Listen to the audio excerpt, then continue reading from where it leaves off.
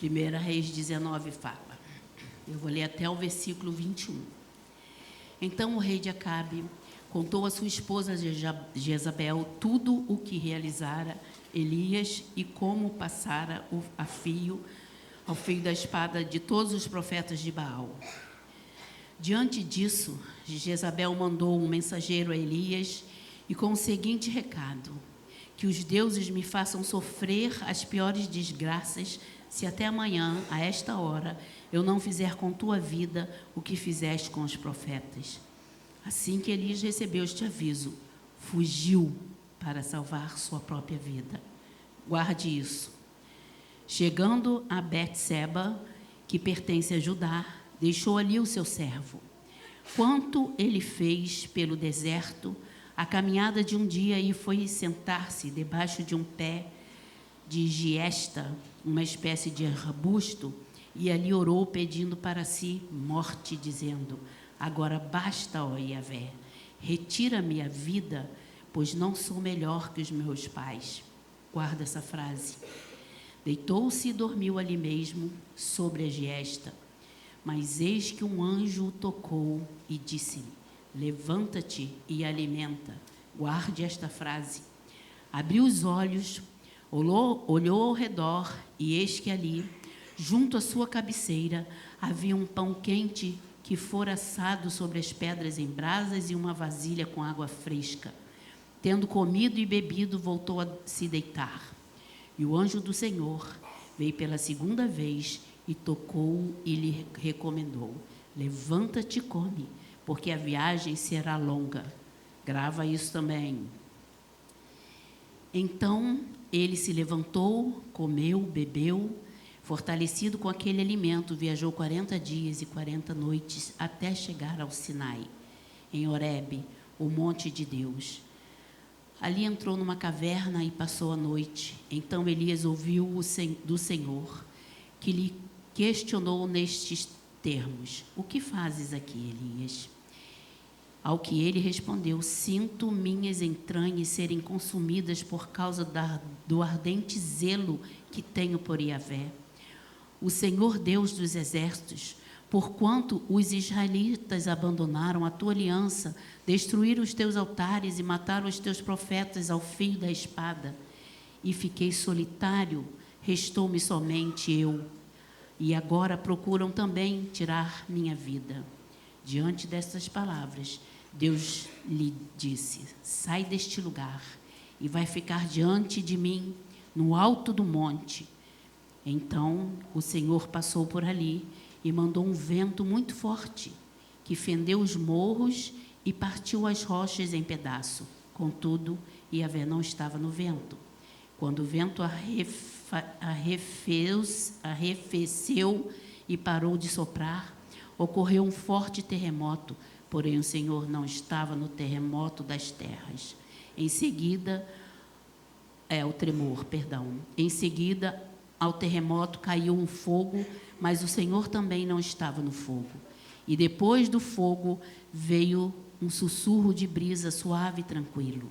Assim que Elias recebeu aquele murmurio, puxou a sua capa para proteger o rosto e saiu e postou-se à entrada da caverna.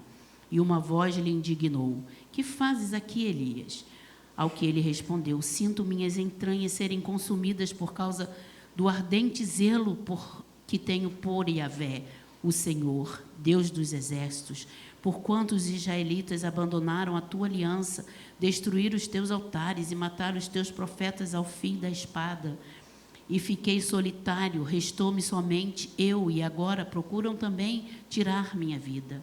Então o Senhor Deus orientou: vai, retorna por onde vieste para o deserto de Damasco. Quando chegares lá, ungirás a Azael como rei da Síria. E a Jeú, filho de Ninsi, ungirás rei de Israel.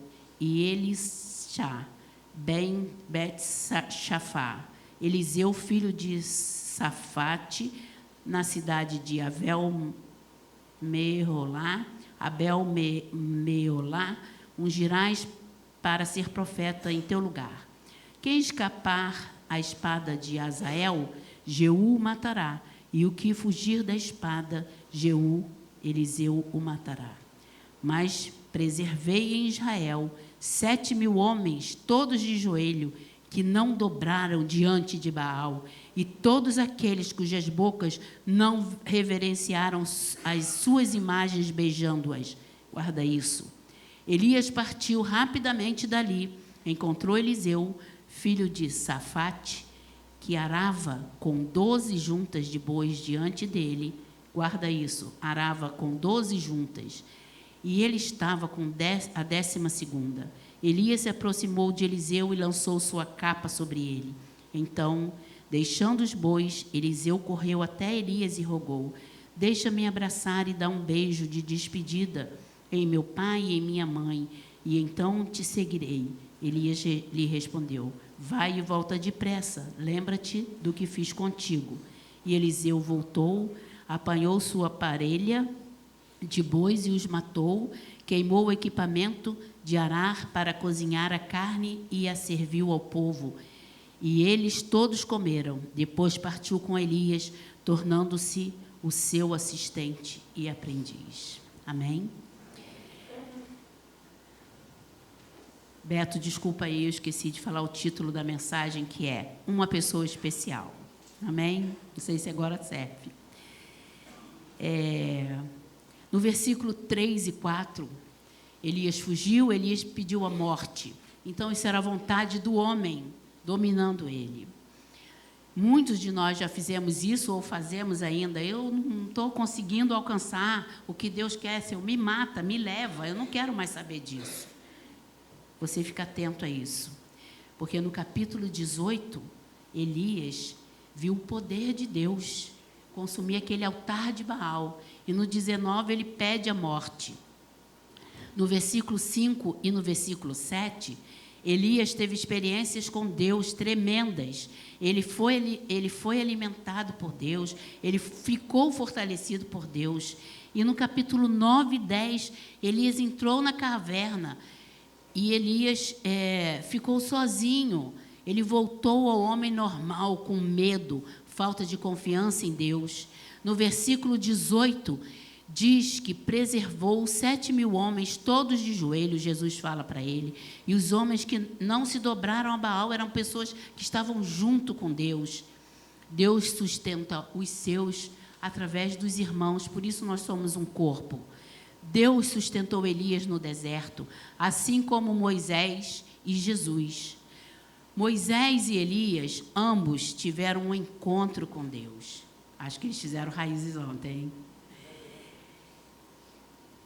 Encontrar a Deus é uma coisa tão forte, é uma coisa tão profunda, é uma coisa tão sobrenatural, que você nunca mais consegue ser a mesma pessoa. Mas eu ainda tinha 10 pecados que eu cometi, eu estou cometendo 5, mas você não é o mesmo. Você não vai querer mais aquele pecado, porque você encontrou Deus. É como se você tivesse visto a face do Senhor. Então, você não pode ser a mesma pessoa. Senão, eu vou te dizer que você não encontrou a Deus. Você não está apaixonado por Jesus. Você ama Jesus pelo que Ele te dá. Mas quando Ele parar de te dar, você vai amá-lo?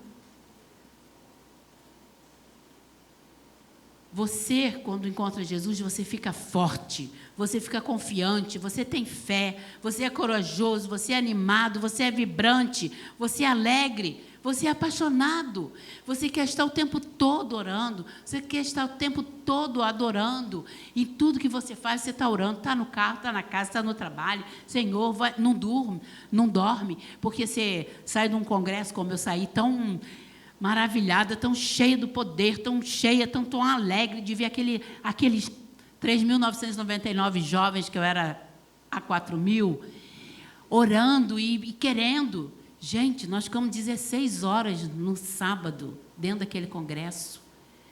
E aquele povo que estava no altar tocando, que eu vi, quando acabou tudo, eles estavam ali arrumando fio, arrumando tudo. Ninguém tinha cansaço. porque nós estamos cheios de Deus, nós estamos repletos do Espírito Santo, e é um mover, e aqueles pré-adolescentes ali, que eu acho lindo e maravilhoso, fazendo rodinha, cantando, e eu orava mais e cantava mais, e eu falei, Jesus, que eu queria ter essa idade agora, para estar ali no meio, mas se eu for ali, eu vou ser ridicularizada, então eu vou ficar aqui, orando por essa juventude linda, cheia do Espírito Santo, que o Senhor trabalhou. Mas a minha vontade era estar ali naquela roda com eles, rodando ali, e se passava um, outro agarrava, e a roda só ia aumentando, e ninguém ia embora para casa, e os pais lá. E eu louvando aqueles pré-adolescentes, aqueles jovens ali. Muito feliz eu voltei de lá. A semelhança de Elias e Moisés não foi apenas medo, mas também desânimo, cansaço de vida. Mas depois do encontro com Deus, o Raízes, eles percebem que não estão só, que existem pessoas ao seu redor, que eles continuam a obra até eles nomearem sucessores, porque a obra do Senhor não para. Eu um dia vou estar fadada, só no físico, tá? Porque mental e espiritual eu nunca vou estar, em nome de Jesus. Então, eles abençoaram os seus sucessores. Moisés abençoou Josué, Elias abençoou Eliseu. Em 2 Reis 2,7, vamos abrir aí, 2 Reis 2,7. Elias é uma outra parte que eu vou falar. Elias tinha 50 discípulos dos profetas, foram também e ficaram observando à distância o que se passava, quando Elias e Eliseu se detiveram à beira do Rio Jordão. Gente que está analisando a gente. Elias tinha uma escola com 50 profetas. Os alunos que aprendiam conteúdo bíblico, tanto morais quanto espirituais. Eles não eram uma escola só de aprenderem conteúdo bíblico, mas para que tivessem uma profunda experiência com Deus, no sobrenatural, nos milagres de Deus, essa escola de profetas que Elias tinha. Elias tinha 50 estudantes, mas o Espírito Santo não escolheu nenhum dos 50. E Elias procurava o seu sucessor. E ele tinha uma escola de profetas. É como se eu estivesse aqui e falasse, quem será a minha sucessora? E eu olhasse e o Espírito Santo falasse, não estou te revelando ninguém aqui dentro. Vai para a rua procurar, que eu vou te mostrar. Mas eu não quero isso aqui, em nome de Jesus. Eu quero olhar e ver 10 mulheres que podem ser minhas sucessoras, em nome de Jesus. Esses tinham conhecimento da palavra, buscavam o sobrenatural de Deus, mas o Espírito Santo não chamou nenhum deles. Daqui a pouco eu te respondo isso. Elias saiu, viu Eliseu no campo, e o Espírito Santo falou, esse aí que você vai lançar a capa. Lança a sua capa nele. Eliseu era um jovem muito inteligente.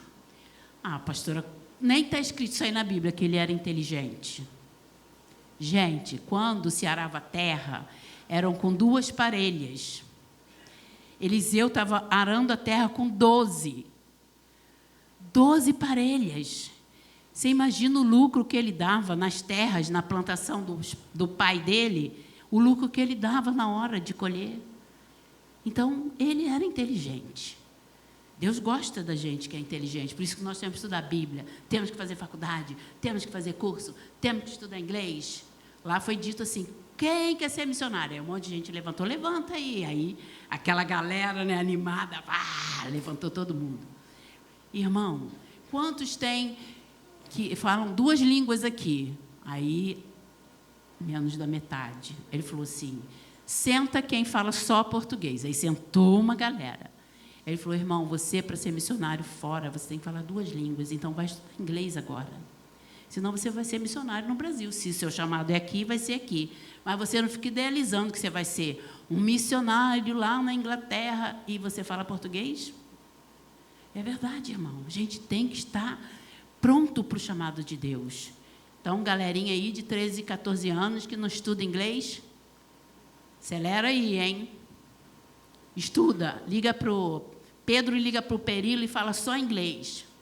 How are you? I am fine, thank you. Oh, brother. E eles vão treinar. Se alguém falar em português, me avisa aí, hein, no telefone. Amém? Lá em 1 Reis 19, 21, fala que Elias jogou a capa sobre Eliseu. E quando ele jogou, Eliseu foi totalmente tocado pelo Espírito Santo. Ele apanhou as suas parelhas, 12 parelhas, juntou, fez uma fogueira, matou o gado, fez um churrasquinho aí. Isso aí é com Rafael Alt e com Moisés. Fez um churrasco e todo mundo foi alimentado. E ele despediu da família e foi embora com Eliseu. Aí você vê um lance, vamos imaginar aqui, que os outros 50 não tinham coragem de fazer isso. Largar toda a vida material. Tudo que ele estudou, vamos supor, ele estudou durante alguns anos para fazer 12 parelhas para dar lucro para o seu pai. Pensando na herança dele também, né? E ajudava o pai a criar gado. E, de repente, Elias falou, vem você comigo. O Espírito Santo tocou nele, ele largou a vida material. Ele alimentou um povo, nem o boi ele quis. Podia levar o boi, né, para ele comendo parte por parte.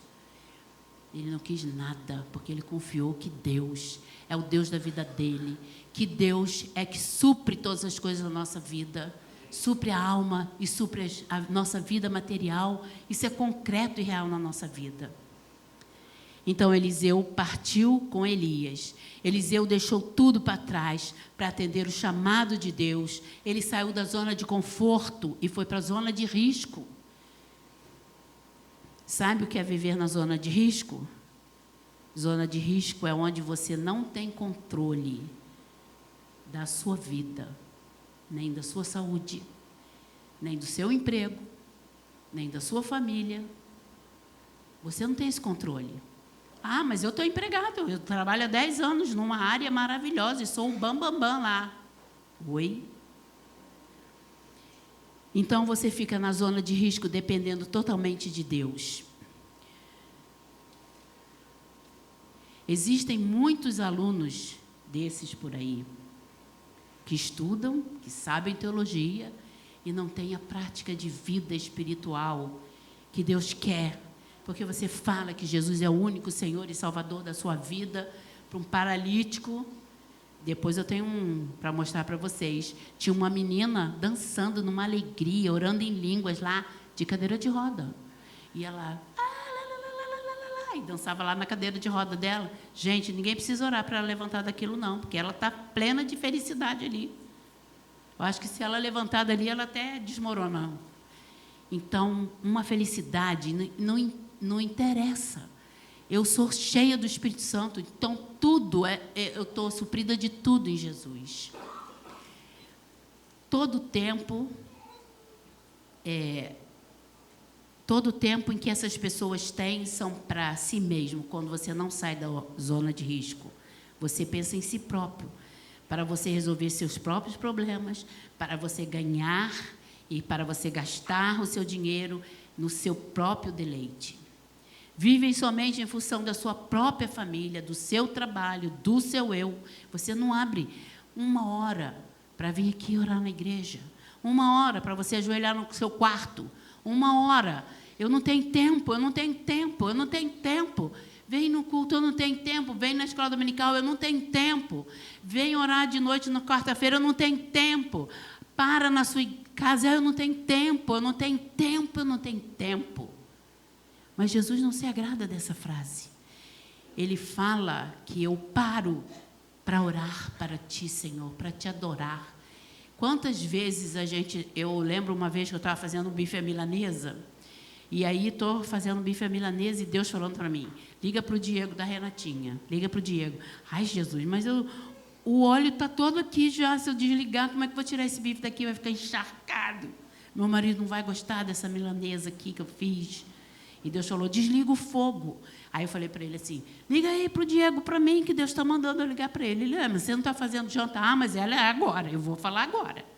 E eu liguei para o Diego na hora certa e exata que ele precisava ouvir o que Deus tinha para ele. Aí voltei eu a ligar o fogo, o bife ficou meio esquisito, chiclete, mas tudo bem. Meu marido é bom, ele é ótimo, ele compreende a minha vida, ele é bom de boca, comeu o bife satisfeito. E as pessoas que nunca se dispõem para dar a sua vida para o autor da própria vida dela, que é Jesus. Mas quando você está na zona de risco, Deus te dá em dobro. Deus te sustenta em dobro. Deus te dá saúde em dobro, emprego e clientes em dobro, experiências espirituais em dobro. Aí você vai falar para mim, pastora, mas isso é muito fácil para você. Né? Você já tem aí seu salário direitinho, né? Não corre risco de nada. Eu tenho, porque eu já corri muito risco. Eu lembro que, uma época, não vou contar tudo, que o Isaías já contou uma parte aqui, ele ficou desempregado. E eu trabalhava numa multinacional. Eu era secretária do Banco Chase Manhattan. Eu era secretária de diretoria. Eu ganhava o meu salário, 13º, 14º, anuênio, quinquênio, babá, escola das crianças, plano de saúde. Alimento, lá, mais aquelas coisinhas. E quando ele estava desempregado, Deus falou para mim, sai do seu emprego. Eu falei, Jesus, está difícil, né? Mas eu fiquei orando muito e cheguei para ele e falei assim, olha só, Deus falou para eu sair do meu emprego. Ele, o quê? Vai orar de novo. Você não escutou Deus falar com você, não? Aí eu falei, mas eu ouvi. Ele, não pode ser Deus. Deus não é maluco falar isso para você. Aí eu fui orar de novo. E orei. E Deus só falava para eu sair do emprego. Eu falei, Senhor, eu vou te confessar que eu tenho medo. Então, vamos combinar o seguinte. Eu saio. Já estou com meu coração aberto para sair. Mas o Senhor vai fazer o seguinte. O Senhor me manda embora. Me manda embora, 3 dias de prazo para o Senhor me mandar embora, tá? E aí eu chegava no trabalho, não me mandaram embora no primeiro, nem no segundo, no 3º dia. Tinha uma carta de demissão na minha mesa. Aí meu chefe, não, isso não é possível, você é ótima funcionária, você vai ficar, vamos lá no RH que tem vaga no banco ainda para você ficar aqui. Eu falei, oi, espera um pouquinho. Ele era judeu, meu chefe. Eu falei, o senhor é judeu, o senhor acredita em Deus, não acredita? Eu também acredito. Mas eu falei com Jesus. Eu falei, Jesus, se é para eu sair, me manda embora. E aí a carta de demissão. Assina isso aqui, sou eu com Deus, assina isso. Ele assinou, eu fui embora. Gente, eu tenho testemunha aqui, viva, que viu isso na minha vida. Fátima e Chicão são um desses. Cristina, que eu morava na Praia de Caraí, minhas filhas estudavam no Abel, faziam cultura inglesa, e eu falei, agora eu vou morar em cima da casa da minha mãe, vou fazer um sobrado, vou morar lá no Rocha, e aí eu até estabilizar minha vida de novo. Deus não permitiu, porque Ele falou que ia me sustentar. Ele não permitiu. Eu fiquei morando na Praia de Caraí, minhas crianças ficaram no Abel, estudando na cultura inglesa, e nós resolvemos, assim, ele vendia uns carros, assim, rapidinho, um ligava e falava, eu queria vender meu carro azul, de repente, vamos supor que é isso. Aí o outro ligava e falou, eu quero comprar um carro azul, pum, vendeu, ganhou a comissão, pronto, passamos um mês. Agora, mês que vem, Deus proverá. E foram assim, anos e anos.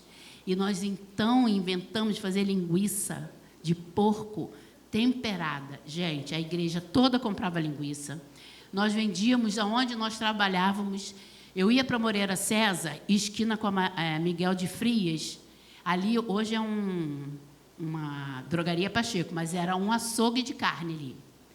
E eu ficava ali na esquina e falava assim, o senhor não quer comprar? Eu olhava assim, os caras meio com cara de bebum e falava assim, com o olho inchado de manhã, falava assim, o senhor não quer comprar uma linguicinha? É para aperitivo. Aí ele, então deixa eu ver. Aí, quando eu abri, assim, já tinha aquele cheiro de tempero de linguiça boa.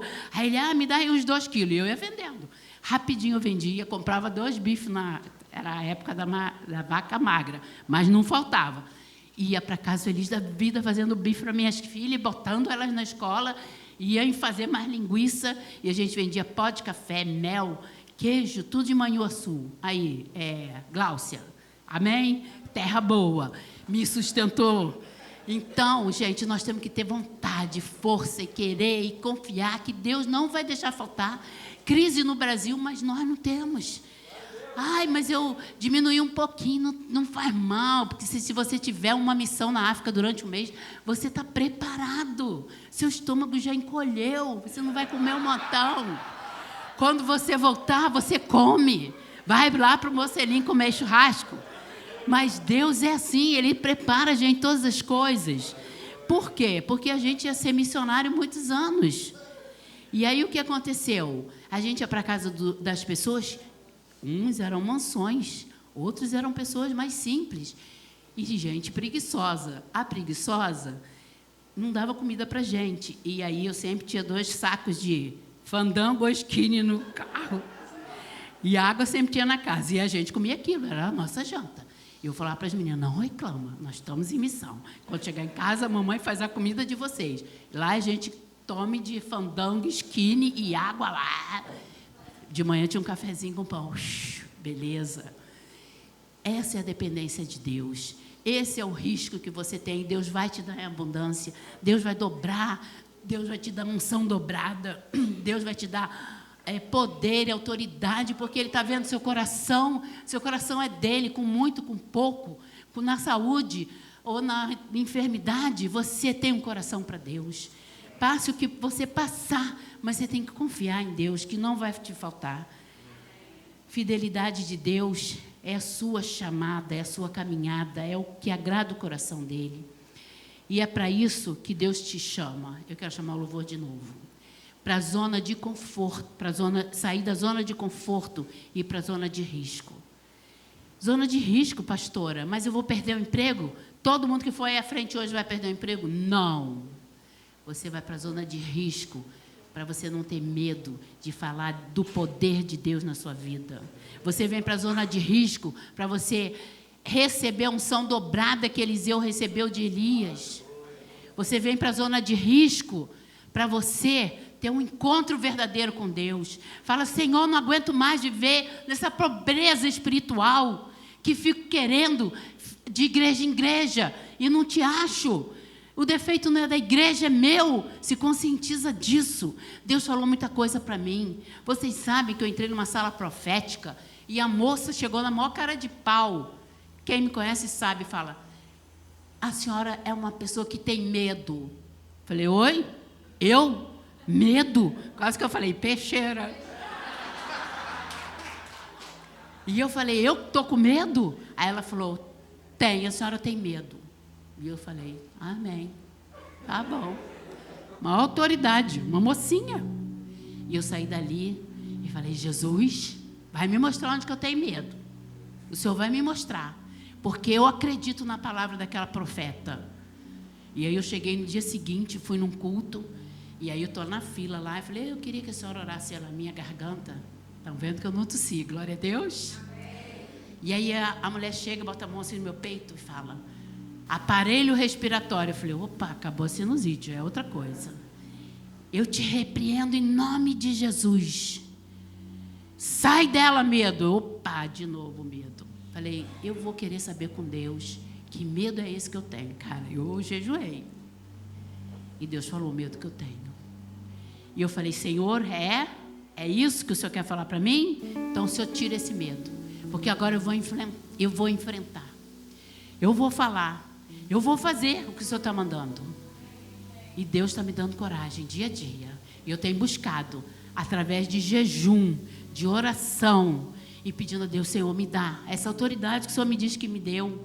E o Senhor eu quero isso, eu vou buscar até a última gota do que o Senhor prometeu na minha vida. Eu quero isso. E eu quero que você venha aqui à frente hoje, para você desconstruir na sua mente, porque se você fosse um pastor e chegasse lá alguém dessa igreja e falasse, você tem medo? Você ia aceitar? Mas a obediência fala mais alto. O Espírito Santo te convence do seu medo, do seu pecado. E Deus não está mais esperando você ficar tirando 10 máscaras por dia para Ele. Acabou. Acabou esse tempo de você brincar de religiosidade, brincar de crente, brincar que acho que eu quero. Você tem que ser firme, porque maus dias virão sobre a terra. Nós vamos ser perseguidos, mas nós temos o Espírito Santo para nos dar força, e porque Deus é santo. E eu quero te desafiar. Eu não quero te pedir para vir aqui não, porque o Espírito Santo tem que falar com você nessa hora, e Ele vai falar, porque Ele fala com quem Ele quer, na hora que Ele quer. E você tem que, sabe o que? Rasgar suas vestes diante do Senhor, desmascarar o diabo na sua vida, que fica te tentando toda hora, falando, você não consegue, você não vai conseguir, Deus não te chamou para nada. Ele chamou, Ele chama e capacita, Ele chama e te enche de vida, de unção, de poder. E eu quero te chamar aqui na frente. Tem gente que já até recebeu ligação minha falando, não falta o culto domingo não, que Deus já me deu seu nome. Pode vir aqui à frente, você que deseja essa transformação de vida, essa unção que Deus tem para você de Eliseu. Ele vai tocar essa capa em você e o mar vai se abrir. Podem levantar. Quem não tiver um chamado, canta junto, abençoa o seu irmão que está aqui na frente.